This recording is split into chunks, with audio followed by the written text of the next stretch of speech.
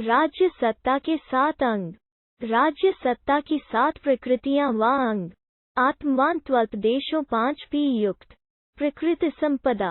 न्यज्ञ। पृथ्वी कुसरा जयत्येव न हीयते। आत्मगुण संपन्न राजा छोटे देश का स्वामी होता हुआ भी प्रभुत्व सत्ता की प्रकृतियों से युक्त होकर अपनी नीति के बल से सारी पृथ्वी को जीत सकता है और कभी पराजित नहीं होता। किसी राज्य की प्रभुत्व सत्ता की 7 प्रकृतियां अथवा 7 अंग होते हैं। स्वामी, अमात्य, जनपद, दुर्ग, कोश, दंड तथा मित्र। इन 7 प्रकृतियों के संपन्न होने पर राष्ट्र प्रभुत्व सत्ताधारी अथवा सर्वोपरि शक्तिशाली बनता है। ऐसा ही राष्ट्र अपनी समस्त प्रजाओं पर पूर्णतया अधिकृत होता है और परराष्ट्रों के आक्रमण अथवा हस्तक्षेप से उनकी रक्षा कर सकता है। इन प्रकृतियों के गुणों का विवरण इस प्रकार से है। प्रथम, स्वामी राजा में इन गुणों का होना आवश्यक है। वो उत्तम कुल में उत्पन्न, धार्मिक, सत्यवादी, सत्य प्रतिज्ञ, सत्व संपन्न, वृद्धों का मान करने वाला, कृतज्ञ, ऊंचे उद्देश्य वाला, महोत्साही, कार्य में देर न करने वाला, समर्थ सामतों से युक्त, दृढ़ मति अड़मति, उत्तम परामर्शदाताओं को में बिठाने वाला, विनयशील तथा शास्त्र को जानने की अभिलाषा वाला होना चाहिए। वही राजा बुद्धि गुण संपन्न होता है जिसमें सुनने की रचा, हानि ग्रहण करने, धारण करने तथा जानकर तर्क द्वारा निश्चय की इच्छा रहती है। वही राजा उत्साह गुण संपन्न माना जाता है जिसमें श्रद्धा, अमर्ष, क्रोध, शीघ्रता, कार्य में देर न करना तथा दक्षता, चतुराई के गुण होते हैं।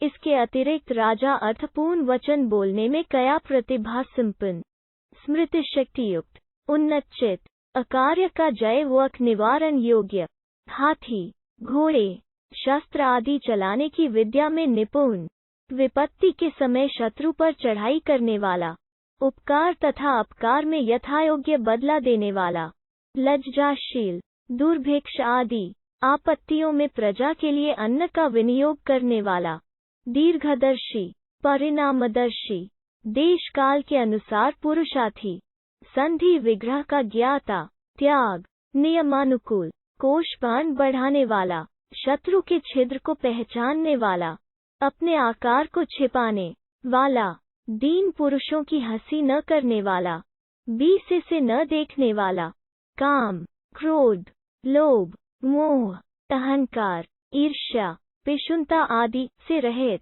प्रियभाषी, स्मितवदन तथा वृद्धों के उपदेश पर आचरण करने वाला हो।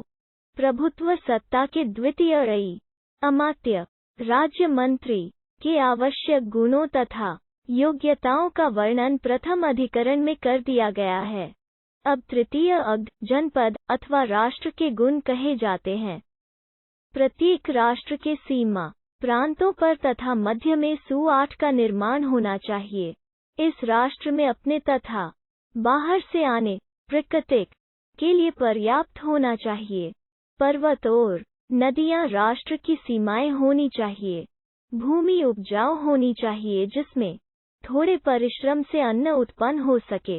यह कीचड़, पत्थर, ऊसर, विषम स्थान, कंटक श्रेणी, सिंह आदि हिंसक जंतु तथा वन से रहित होनी चाहिए, जिसमें खनिज पदार्थ, लकड़ी, पशुओं आदि की कमी न हो। जहाँ की जलवायु स्थास्थवर्धक हो, जहाँ गौओं आदि पशुओं से पूर्ण गोचर स्थान हो, जल की वर्षा के बिना भी अदेव मात्रिक, जहाँ अन्न प्रचुरता से उत्पन्न हो सकता है, जहाँ के किसान परिश्रमी और भूमिका देने में समर्थ हों, जहाँ स्थल तथा जल मार्गों द्वारा यातायात की पूरी सुविधा हो, जहाँ सारयुक्त पुण्य वस्तुओं का क्रय विक्रय होता हो और जहाँ की प्रजा साधारणतया भक्त और पवित्र आचार वाली हो। रा नाम की चतुर्थ प्रकृति का वर्णन द्वितीय अधिकरण में किया जा चुका है। श नाम के पंचम अंग के निम्नलिखित गुण आवश्यक हैं। यह कोश पूर्वजों द्वारा या स्वयं धर्मपूर्वक संग्रह किया गया हो। इसमें स्वर्ण तथा रजत की प्रचुरता हो एवं अमूल्य रत्नों का संचय भी हो। यह कोष हक आदि दीर्घकालीन विपत्तियों को सहन करने योग्य हो। कोष संग्रह का सविस्तार आगे किया जाएगा। दंड नामक छठे अंग का अभिप्राय राज्य की रक्षा के लिए संगठित सेना से है। इस सेना में पिता पितामह की परंपरा से चले आते हुए अनुशासन में 590 वीर सैनिक हों। इन सैनिकों के पुत्र तथा स्त्रियों के निर्वाह का उचित प्रबंध होना चाहिए। विशेषतया सैनिकों के प्रवास चढ़ाई के लिए में जाने पर उनके कुटुंब के भरण पोषण की व्यवस्था सर्वथा होनी चाहिए। ये सैनिक जा सहन करने में समर्थ, युद्ध विद्या में विशारद, अप्रतिहत गति से आगे बढ़ने वाले और राजा की वृद्धि करने वाले हों। सप्तम अंग मित्र से अभिप्राय उस मित्र वर्ग से है जो पितृ पितामह क्रम से चला आता हो, नित्य राज्य का हितैषी हो, किसी प्रकार का भेद न मानने वाला हो और छोटे बड़े सब कामों में सहायता करने वाला हो।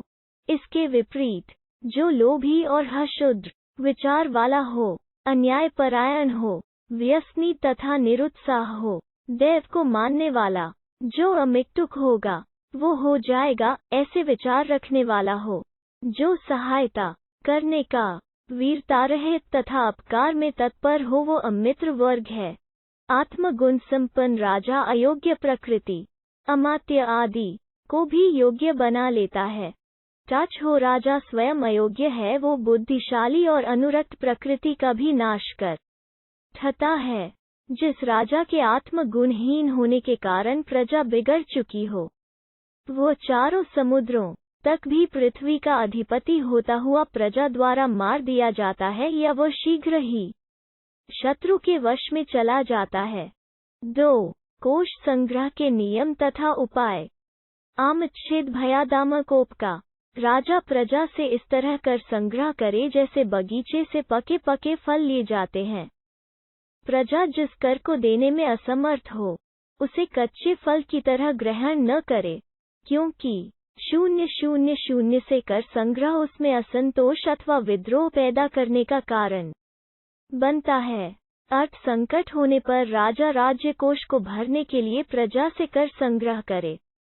देश के जिस भाग में वर्षा अच्छी होती हो और धान्य प्रचुरता से उत्पन्न होता हो, राजा वहां से धान्य का तृतीय व चतुर्थ अंश हक रूप में ग्रहण करे।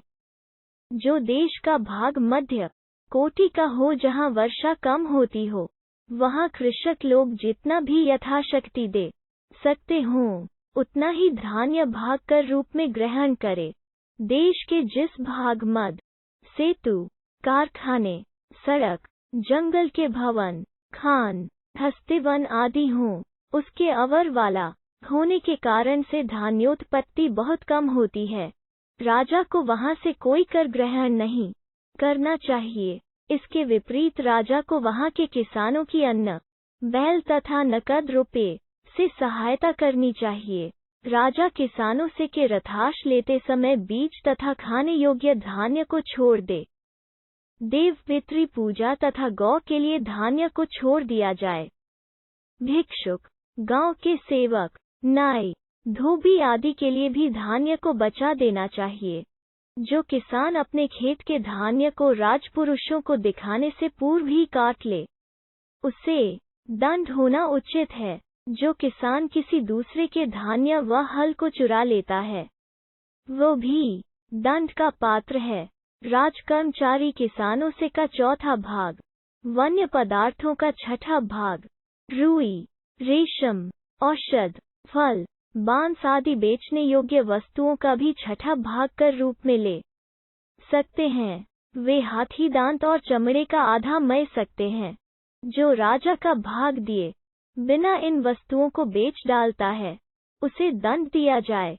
व्यापारियों से भी राजा कर संग्रह करे। वो सोना, चांदी, हीरा, मणि, मोल, पूंगा आदि रत्नों की कीमत का 50वां भाग, सूत, कपड़ा, तांबा, पीतल, कांसा, गंध, जड़ी की और जा की कीमत का 40वां भाग और रस, घी, तेल आदि लोहे जैसी की का 30वां भाग कर रूप में ग्रहण करे।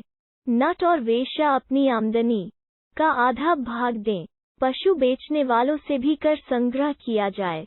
मुर्गे और सुअर बेचने वाले से कीमत का आधा भाग, पेड़ बकरी वाले से छठा भाग, गौ, भैंस, खच्चर, गधे, ऊंट आदि बेचने वाले से 10वां भाग कोष वृद्धि के लिए लिया जाए। राजा प्रजा से समय समय पर आर्थिक सहायता के रूप में भी धन ग्रहण करे। जो धनी पुरुष हों, उनकी प्रतिष्ठानुसार उनसे सुवर्ण ग्रहण किया जाए। जो थोड़ा धन दें, उनकी राजकीय न पुरुष करें। अधिक धन देने वालों का छत्र, पगड़ी, आभूषण आदि देकर आदर जाए। किसी चैत्य बगीचे में रात को एक वेदी बनवा दी जाए और उस पर देवता स्थापित कर दिया जाए। यह दाय स्थान न्यस्थान है। इसमें देवता भूमि फोड़कर निकला है। इस तरह इस देवता के चैत्य को प्रसिद्ध कर दे। फिर उसका मेला लगाकर राजा जनता से धन बटोरे। देवता के चैत्य में किसी वृक्ष में किसी प्रकार उसकी ऋतु के बिना पुष्यरूल लगवाकर उसके द्वारा देवता की बहुत प्रसिद्धि करके भी राजा धन संग्रह कर ले। उसी चैत्य के किसी छिद्र में या वल्मीक में सर्पदर्शन करा के उसे नाग देवता प्रसिद्ध करके भी श्रद्धालु पुरुषों से धन इकट्ठा कर ले। इस प्रकार अन्य अनेक उपायों से राज्य कोष की अभिवृद्धि करता रहे, क्योंकि कोष से ही जनपद एवं दुर्ग की रक्षा, दंड का धारण और मित्र तथा अमात्य आदि प्रकृतियों की प्राप्ति हो सकती है। कोषहीन स्वामी अपनी प्रभुत्व सत्ता को स्थिर नहीं रख सकता। अत राजा कोष संग्रह में सदा तत्पर रहे। 3. दंड तथा मित्र बल का संग्रह। राज्य कृत्वा नेता प्रकृति मंडले शत्रु नेतुः मित्रस्य चो भयो उच्छेद्य पीनियो वा बलवान पी जायते। विजयाभिलाषी राजा राजमंडल रूपी चक्र में एक राज्य से आगे रहने वाले मित्र राजाओं को नेमी, समीप के राजाओं को अरे और अपने आप को नाभि के तुल्य समझे। विजयी राजा और उसके मित्र के बीच में फंसा हुआ शत्रु यदि बलवान भी हो तो भी वो उखाड़ा या पीड़ित किया जा सकता है। राजा अपनी प्रभुत्व सत्ता को दृढ़ करने के लिए दंड बल तथा मित्र बल का भी संग्रह करे, तभी वो अपने राष्ट्र की रक्षा करने में समर्थ हो सकता है। दंड अथवा सेना 6 प्रकार की होती है। मौल राजधानी की रक्षा करने वाली सेना। यह पितृ पितामह क्रम से आए हुए सुपरीक्षित एवं अनुरक्त सैनिकों की सेना है, जिसे कठिन युद्ध क्षेत्रों में लगाया जाता है, जहां अन्य सेनाएं बन नहीं कर सकती। भूतक सेना। इसका प्रयोग मौल सेना के कम हो जाने पर किया जाता है। इसके सैनिक वेतन ग्रहण करने की इच्छा से युद्ध में भाग लेते हैं। श्रेणी गिरोह बनाकर लड़ने वाली सेना। जब शत्रु छिपकर धोखे से लड़ना चाहता तो तब श्रेणी बल का प्रयोग किया जाता है।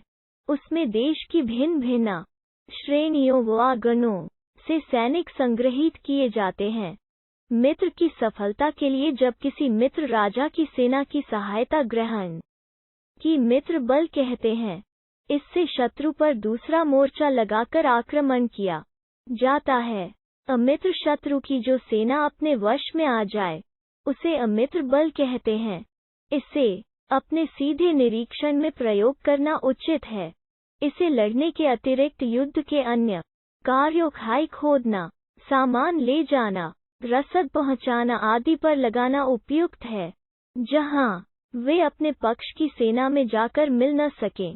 आठविक सेना वो है जो शत्रु देश में जाने के समय मार्ग निदर्शन करने का काम करती है। वो शत्रु की आठविक सेना से युद्ध करने में बहुत सहायक होती है। इनके अतिरिक्त एक और भी सेना होती है, जिसे औत्साहिक कहते हैं। यह सेनापति से रहित अनेक जाति के वीरों से युक्त तथा राजा की आज्ञा से बनी या स्वतंत्र बनी होती है। इसका काम शत्रु देश में लूटमार करना होता है। कुछ पूर्वाचार्यों का मत है कि ब्राह्मण, क्षत्रिय, वैश्य और शूद्र सेनाओं में तेज की प्रधानता के कारण पूर्व वर्ण की सेना संग्रह के लिए उत्तम होती है। परंतु कौटिल्याचार्य का कहना है कि ऐसा नहीं है। आप बल नमस्कार करने मात्र से शत्रु को क्षमा कर देता है। शस्त्र विद्या में कुशल सेना ही सर्वश्रेष्ठ मानी जानी चाहिए। बहुत से वीर पुरुषों से युक्त वैश्य या शूद्र की सेना हो तो उसे भी उत्तम ही समझना चाहिए। हाथी सेना के मुकाबले में हाथी, यंत्र, कुंद, पाश एवं शल्यधारी सेना का प्रयोग ही समुचित है। रथल के सम्मुख अंकुश कवचग्राहिणी कौंचा आदि शस्त्रों से युक्त सेना युद्ध के लिए भेजनी चाहिए। अश्वसेना का मुकाबला करने के लिए कवचधारी अश्वारोहियों की सेना भेजना उचित है। पैदल के सामने शस्त्र सुसज्जित पैदल सेना भेजनी चाहिए। इस तरह चतुरंगिणी सेना की व्यवस्था करनी चाहिए। राजा अपनी सेना के प्रत्येक अंग को पुष्ट करे और शत्रु की ही विघ्न डालता रहे। इस प्रकार सेना का आयोजन शकों पराजित करने में समर्थ है। राजा को मित्र का भी संग्रह करना चाहिए, साथ ही उसको अमित्र बल का भी ज्ञान रखना चाहिए और उसे सदा वश में रखने का प्रयत्न करना चाहिए। राजा के चारों ओर समीप की भूमि में बसा हुआ दूसरा राजा स्वभाव से अमित्र व नौ है, परंतु इस शत्रु के साथ बीच में एक राज्य पड़ने पर आगे जो राजा है वो स्वभाव से मित्र होता है, क्योंकि वो अपने पड़ोसी का शत्रु होता है। उस प्रकृति मित्र के अनंतर का राजा और मित्र शत्रु का एक व्यवधान होने से उसका मित्र, तदनंतर मित्र मित्र अपने मित्र का एक व्यवधान होने से मित्र, अतः अपना ही मित्र तथा अंत में अरिमित्र अपना शत्रु होता है।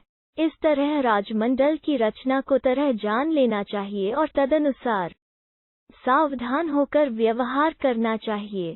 प्रत्येक विजिगीषु राजा मित्र तथा अमित्र का विवेक करके अपनी त्रिविध शक्तियों को बढ़ाने की चेष्टा करे और उनके द्वारा त्रिविध सिद्धियों को संग्रहित करे। त्रिविध शक्तियाँ ये हैं: मंत्र शक्ति, ज्ञान बल प्राप्त कराने की शक्ति, प्रभु शक्ति, कोश तथा दंड बल को प्राप्त कराने की शक्ति और उत्साह शक्ति, पराक्रम का बल प्राप्त कराने की शक्ति। इसी प्रकार सिद्धि भी 3 प्रकार की है: मंत्र शक्ति से सिद्ध होने वाली मंत्र सिद्धि, प्रभु शक्ति से सिद्ध होने वाली प्रभु सिद्धि और उत्साह शक्ति से सिद्ध होने वाली उत्साह सिद्धि कहलाती है। इन शक्तियों और सिद्धियों से युक्त राजा अनुन्नत तथा बलवान माना जाता है। इनसे हीन अवनत तथा दुर्बल कहा जाता है। राजा अपने भीतर इन शक्तियों और सिद्धियों को धारण करने का प्रयत्न करे। ऐसा करने से विजयाभिलाषी राजा राजमंडल रूपी चक्र की नाभि में स्थित हुआ मित्रों का संग्रह और अमित्रों का वशीकरण कर सकता है। 4. राज्यांगों की विपत्तियों का सापेक्ष महत्व। यतो निमित्त व्यसन प्रागेव प्रतिकुवर्ती तन्निमित्त मतंद्रित। राजा जिन जिन कारणों से अमात्य, दंडकोश आदि राज्यांगों पर विपत्ति को आता हुआ देखे, वो उन कारणों का पहले ही बड़ी सावधानी से प्रतिकार अथवा निराकरण कर दे। स्वामी, अमात्य, जनपद, दुर्ग, कोश, सेना और मित्र राज्य के इन सप्तागों में पीछे की अपेक्षा पहले पर आई हुई विपत्ति को अधिक भयावह माना जाता है। परंतु आचार्य भारद्वाज इस मत को नहीं मानते। उनका कथन है कि स्वामी और अमात्य के संकट में स्वामी की अपेक्षा अमात्य पर आया हुआ संकट अधिक दुखदायी होता है, क्योंकि मंत्र, फल की प्राप्ति, कार्यों का अनुष्ठान, आय व्यय, सेना का संगठन, हक और वंचरों का प्रतिकार, राज्य रक्षा, व्यसनों से बचाना, कुमार रक्षण, कुमारों का अभिषेक इत्यादि सारी बातें अमात्यों के अधीन होती हैं। यदि अमात्यों को कोई हानि पहुंचेगी तो इन सारे कार्यों का विनाश होगा। अमात्य के बिना राजा की वही अवस्था होती है जो पर कटे हुए पक्षी की होती है। विपत्ति उपस्थित होने पर राजा स्वयं चुच भी चेष्टा नहीं कर पाता। फिर अमात्य राजा के समीप न रहने से शत्रु द्वारा तोड़ फोड़ लिए जाते हैं। यदि वे बिगड़ उठे तो राजा के प्राणों की बाधा खड़ी हो जाती है। आचार्य कौटिल्य भारद्वाज से सहमत नहीं। उनका कथन है कि अमात्य की अपेक्षा राजा की विपत्ति अधिक भयावह है। मंत्री, पुरोहित, अध्यक्ष आदि की नियुक्ति, सेना, जनपद, दुर्ग आदि की व्यवस्था तथा समृद्धि राजा स्वयं ही करता है। यदि अमात्य व्यसन में फंस गए हों तो उनके स्थान पर अन्य व्यसनहीन अमात्यों को राजा नियुक्त कर सकता है। पूज्य अति से तथा दुष्ट के निग्रह में राजा ही तत्पर होता है। यदि राजा योग्य हो तो अपनी से अमात्य आदि को संपत्तियुक्त बना सकता है। राजा जिस आचरण का होता है उसके अमात्य आदि भी उसी आचरण के बन जाते हैं। इनकी उन्नति और अवनति राजा के ही अधीन है।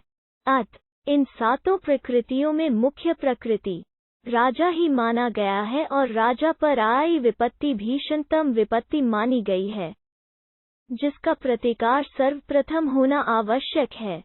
अमात्य और जनपद में संकट उपस्थित होने पर जनपद व्यसन भारी माना जाना चाहिए, ऐसा विशालाक्ष आचार्य का मत है।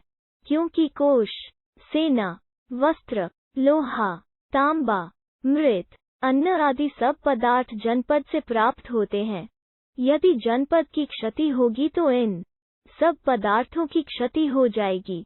इन पदार्थों के न मिलने से राजा और अमात्य का भी नाश ही समझना चाहिए। परंतु कौटिल्याचार्य इस मत के विरुद्ध हैं।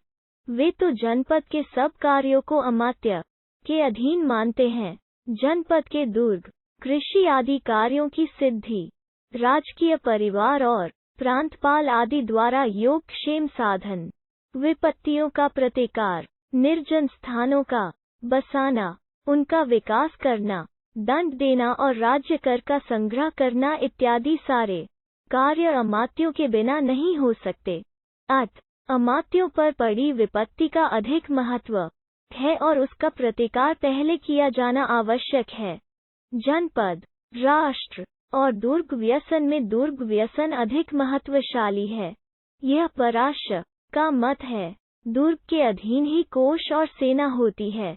शत्रु द्वारा आपत्ति खड़ी होने पर दुर्ग में ही रक्षा प्राम होती है। परंतु कौटिल्याचार्य का मत है कि दुर्ग, कोष, सेना, सेलुबन धन, कृषि, व्यापार आदि सभी जनपद के अधीन हैं। यदि नगर व राष्ट्र न हो तो और दया के जनपद भी सूने पड़े रहते हैं। दुर्गों की अपेक्षा जनपद के व्यसन का प्रतिकार प्रथम अपेक्षित होना चाहिए। दुर्ग और कोष के व्यसन में कोष व्यसन को पिशुनाचार्य अधिक महत्व देते हैं। दुर्गों की मरम्मत और दुर्गरक्षा कोष के ही अधीन है। कोष से ही सैनिक शक्ति का संग्रह किया जा सकता है और शत्रु को जीता जा सकता है। कोष के आश्रय से ही व्यसन से छुटकारा पाया जा सकता है। केवल दुर्ग के आश्रय से कुछ नहीं बन सकता। परंतु कौटिल्याचार्य इस मत को ठीक नहीं मानते। वे तो कोष और सेना गम के अधीन मानते हैं। यदि दुर्ग न हो तो कोष ही दूसरों के पंजों में चला जाएगा। पास दृढ़ दुर्ग होते हैं, उनका उच्छेद नहीं हो सकता। कोष और सेना के संकट उपस्थित होने पर सेना का संकट अधिक दुखदायी है, ऐसा कौनपदंत आचार्य मानते हैं। सेना के होने से ही मित्र और शत्रु का निग्रह होता है। यदि सेना न हो तो निश्चय कोष का विनाश होकर रहेगा। कौटिल्याचार्य इस मत से भी सहमत नहीं। वे तो कोष के अधीन सेना को मानते हैं। यदि कोष न हो तो सेना भी शत्रु के पास चली जाती है या स्वामी को ही मार देती है। कोष धर्म और काम का हेतु माना गया है। सारी वस्तुओं की प्राप्ति के साधन कोष होने से कोष का व्यसन अधिक क्लेशकर मानना उचित है। सेना और मित्र के व्यसन में मित्र व्यसन भारी माना जाता है, ऐसा वातव्याधि आचार्य का मत है, क्योंकि मित्र बिना द्रव्य लिए भी आपत्ति का प्रतिकार कर देता है। परंतु कौटिल्याचार्य इस मत के भी विरुद्ध हैं। उनका कथन है कि सैनिक शक्ति संपन्न राजा के मित्र तो रहते ही हैं, तू सके तो शत्रु भी मित्र बन जाते हैं। सेना के व्यसन का अधिक महत्व मानना है। जब राज्य की प्रकृतियों पर एक साथ संकट उपस्थित हो तो राजा सबसे प्रथम अपनी रक्षा करे, तदनंतर अमात्य, जनपद, दुर्ग आदि शेष प्रकृतियों की रक्षा करे। 5. राज्य संकटों का निवारण। पीडनानामनुपतो उत्पन्नाना च वारणे यतेत देशवृद्धयत् नाशे च स्तंभ संगयो। राजा राज्य संकटों के उत्पन्न न होने तथा हो जाने पर उनके निवारण करने का यत्न करे। वो देश की समृद्धि के लिए सदा सचेष्ट रहे और उन सब बाधाओं के नाश में तत्पर रहे जो समृद्धि के मार्ग में रुकावटें पैदा करती हों। राज्य का सबसे बड़ा संकट वैराज्य राजा का न होना है। वो दैवराज्य, एक राज्य में 2 राजाओं का होना से भी बुरा है। राज्य में 2 राजा तो प्रजा को अधिकाधिक अनुग्रह द्वारा संतुष्ट करना चाहते हैं और अपने अपने प्रभुत्व की स्थापना करना चाहते हैं।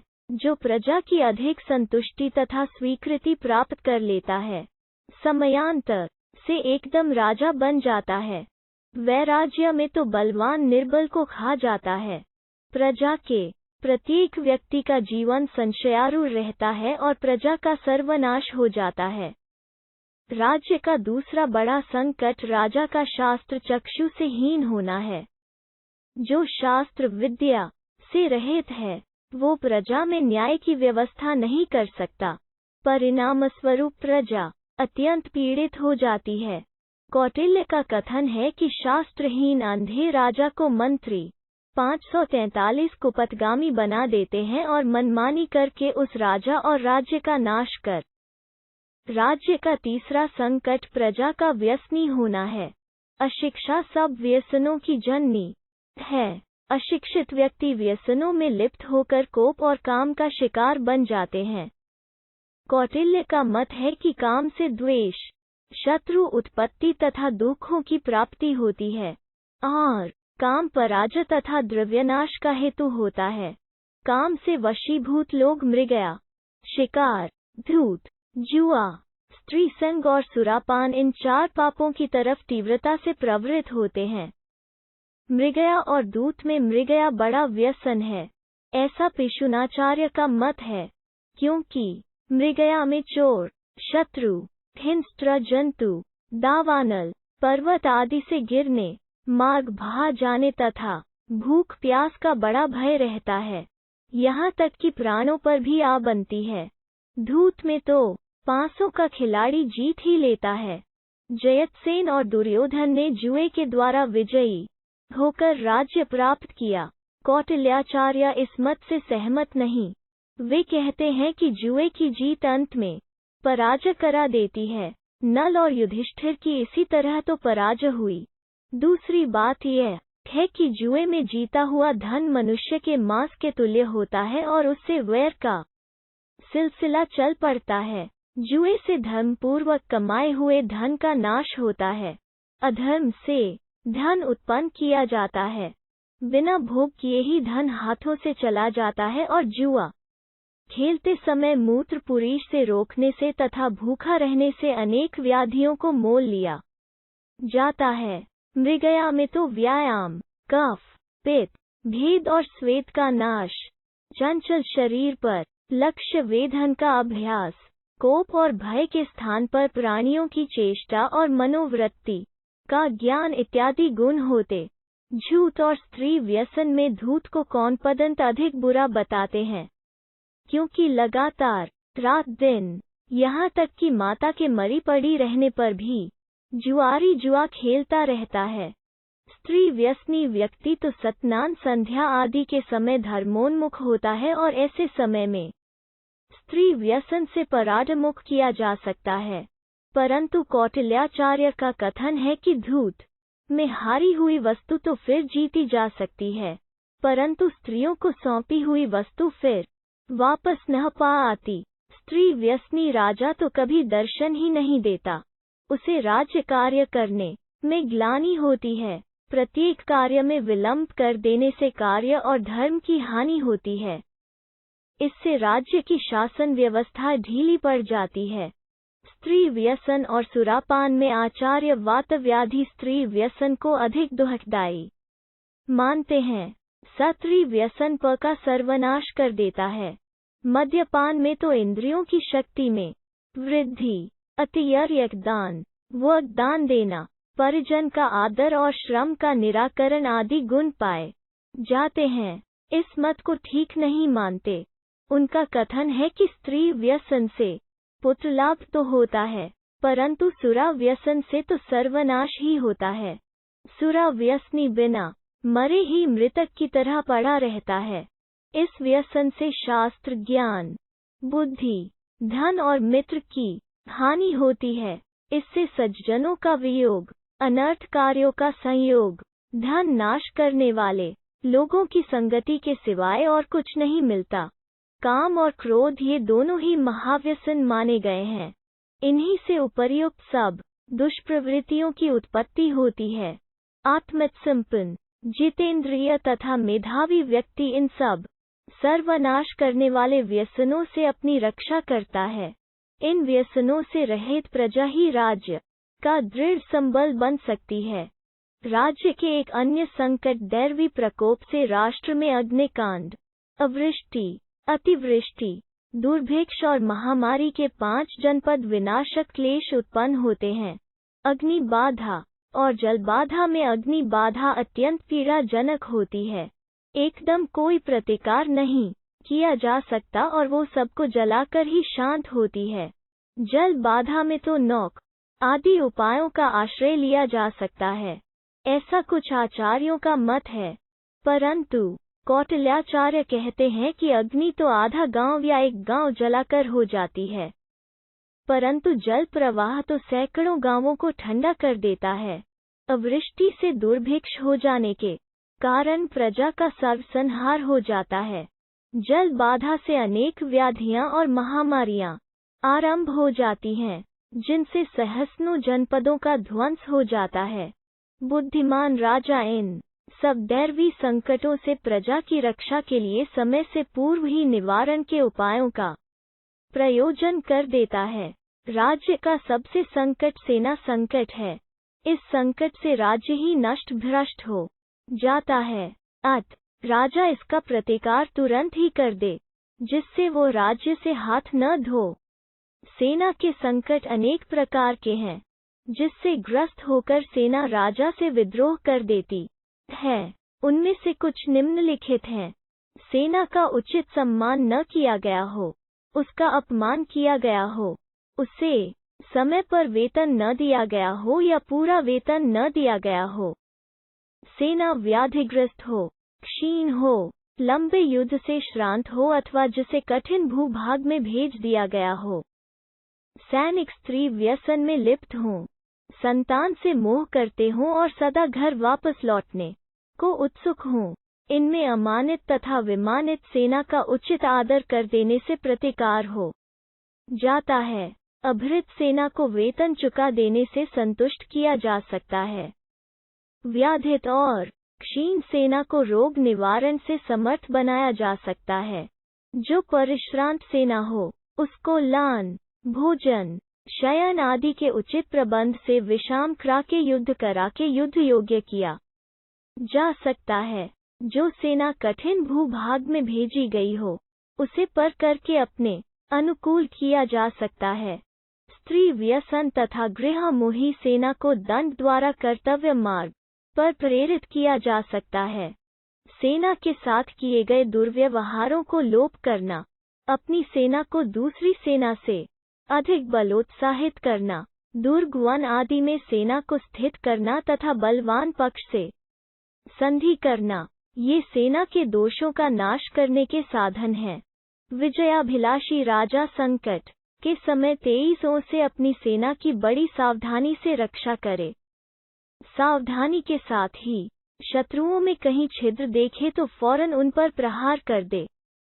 राजा जिन जिन कारणों से राज्य पर संकट आता हुआ देखे, वो उन कारणों का पहले ही बड़ी सावधानी से प्रतिकार अथवा निराकरण कर दे।